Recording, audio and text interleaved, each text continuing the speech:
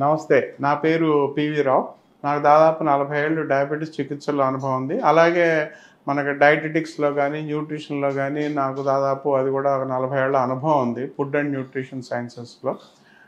కొన్ని పరిశోధనలు కూడా చేశాను. ముఖ్యంగా నేను ఇవాళ ఆహార విషయంలో చెప్పుకోవాల్సిందేంటంటే, ఇదివరలో మాంసకృత్తుల గురించి చెప్పాను పోయినసారి. ఇవాళ నేను పిండి పదార్థాల గురించి చెప్తానన్నమాట. అందరూ అనుకునేదేంటంటే, పిండి పదార్థాలు ఎక్కువ తింటేనే డయాబెటిస్ వస్తుందనుకుంటారు. అది తప్పు. పిండి పదార్థాలు ఎక్కువ తీసుకుంటే డయాబెటిస్ రాదు. కానీ ఈ మాట ఎవరు చెప్పినా కూడా నమ్మరనమాట. తెల్లగా ఉన్నటువంటి బియ్యం తింటేనే డయాబెటిస్ వస్తుందని చెప్పుకుంటారు. 30, 40 ఏళ్ల క్రితం వరకు కూడా మనకి ఎక్కడైతే బియ్యం పండించి తింటున్నామో ఆయా దేశాల్లో డయాబెటిస్ చాలా తక్కువ ఉండేదన్నమాట. అలా అని చెప్పి ఆ రోజుల్లో అంతా కూడా ముడి ధాన్యాలు లేదా ముడి బియ్యం తిన్నాం, తక్కువ మరబట్టిన బియ్యం తిన్నాం అని చెప్పుకోవడం కూడా కరెక్ట్ కాదు. చైనా దేశంలోనూ, తైవాన్ దేశంలోనూ, కొరియాలోను, ఫిలిప్పైన్స్‌లోను, భారతదేశంలోను ఒకప్పుడు డయాబెటిస్ చాలా తక్కువగా ఉండేదన్నమాట. కానీ ఈ మధ్యకాలంలో దాదాపు 40, 50 ఏళ్లుగా డయాబెటిస్ పెరిగిపోవడానికి ముఖ్య కారణం ఏంటంటే, పిండి పదార్థాలు తినటం తగ్గించి కొవ్వు పదార్థాలను పెంచుకుంటున్నాం. కొవ్వు పదార్థాలు లేదా తేలిగ్గా జీర్ణమయ్యే పిండి పదార్థాలు. తేలిగ్గా జీర్ణమయ్యే పిండి పదార్థాలంటే ప్రాసెస్డ్ ఫుడ్స్ అనమాట. మామూలుగా మనం వండుకుని తినేటువంటి అన్నం, లేదా మనం వండుకుని తినేటువంటి గోధుమలు, చపాతీలు, లేదా మన మిల్లెట్స్ ఇవాళ రకరకాల చిరుధాన్యాలు వాళ్ళ అందుబాటులోకి వచ్చాయి కదా. అంటే గోధుమలు, రాగులు, సజ్జలు, తైదులు, అవిసెలు ఇవన్నీ కాకుండా ఫారిన్ నుంచి వచ్చేటువంటి కినోవా లాంటివి ఇవన్నీ కూడా మనకి శరీరానికి పిండి పదార్థాన్ని అందిస్తాయి. అలా అని చెప్పేసి వరి బియ్యం వలన నష్టం జరుగుతుంది, మిగతా వాటి వల్ల లాభం జరుగుతుందని చెప్పుకోవడం కూడా కరెక్ట్ కాదు.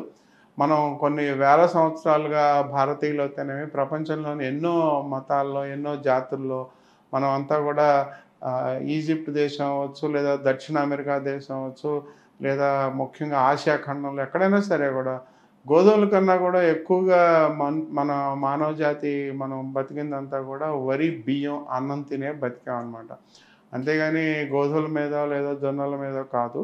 కాబట్టి మనం వరి బియ్యం తినటం మూలాన మనకి శరీరానికి నష్టం కలుగుతుందన్న విషయం తప్పు. ఎందుకంటే కొన్ని వేల సంవత్సరాల తెలిసిన చరిత్రకు అనుగుణంగా మన ఆహార పరిజ్ఞానంలో మనం అందరం తిన్నది ఇదే.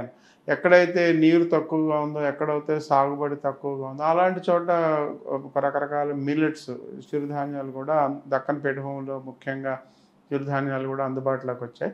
కాబట్టి మీరు ఎటువంటి ఆహారం తీసుకున్నా కూడా దాని యొక్క నిష్పత్తులు పాటించాలంటే 55-60% మీరు తీసుకునేటువంటి ఆహారంలో 60% వరకు పిండి పదార్థం ఉండొచ్చు. కాకపోతే ఆ పిండి పదార్థాన్ని తేలిగ్గా జీర్ణమయ్యే పిండి పదార్థంలా కాకుండా కొంచెం దాన్ని మామూలుగా మనం అలవాటుగా కొన్ని వందల సంవత్సరాలుగా మన భారతదేశంలో కానీ మిగతా దేశంలో కానీ ఎలా మనం ఆహారాన్ని తీసుకున్నామో అలాంటి రూపంలోనే తీసుకోవాలంటే అన్నం వండించి తీసుకుంటున్నారు, కొంతమంది గంజి వార్చి తీసుకుంటారు, లేదా కుక్కర్ లాంటి చోట పెట్టి నీరు గంజి పోకుండా చేసుకుని తింటారు. ఇలాగా మనం ఎటువంటి అలవాట్లు ఉన్నట్లయితే అలాంటి అలవాట్లు వరి బియ్యం తిన్నట్లయితే దానివల్ల నష్టం ఏం కలగదు. అలాగే చాలామంది మరి మరబట్టిన బియ్యం, సగం మరబట్టిన బియ్యం, 2 మరలు బట్టిన బియ్యం ఇలా రకరకాలుగా చెప్పుకుంటారు. కానీ దానివల్ల వచ్చేటువంటి ఉపయోగం చాలా తక్కువ. అంటే బియ్యం మీద మరబట్టినంత మాత్రాన దాంట్లో పోయేటువంటి తవుడు, చిట్టు వలన కొంత బి కాంప్లెక్స్ విటమిన్లు అలాంటివి పోతాయేమో కానీ మీరు తినేటువంటి ఆహారంలో రక్తంలో చేరేటువంటి గ్లూకోజ్ యొక్క పరిమాణం కానీ, అంటే గ్లూకోజ్ లోడ్ కానీ, లేదా గ్లైసెమిక్ ఇండెక్స్ కానీ, అంటే మీరు ముడి బియ్యం తిన్నట్లయితే రక్తంలో గ్లూకోజ్ తొందరగా పెరగదు, అదే మనం మరబట్టిన బియ్యం తింటే తొందరగా పెరుగుతుందని చెప్పుకోవడం కూడా చాలా తక్కువ వ్యత్యాసం గ్లైసెమిక్ ఇండెక్స్లో కూడా. కాబట్టి అంత చిన్న చిన్న హెయిర్ స్ప్లిట్టింగ్ అంటాం, అంత చిన్న చిన్న వ్యత్యాసాల గురించి మనం ఎంతో కష్టపడి, ఎంతో ఖర్చులు పెట్టి, ఎంతో డబ్బుకి తర్వాత మరి శ్రమ అవన్నీ చేసుకుని మీరు మరబట్టిన బియ్యం, తెల్లగా ఉన్న బియ్యం తినకుండా ముడి బియ్యం మాత్రమే తిని దానివల్ల ఉపయోగపడుతుంది అనుకుంటే కరెక్ట్ కాదు. ఏ బియ్యం అయినా తినొచ్చు.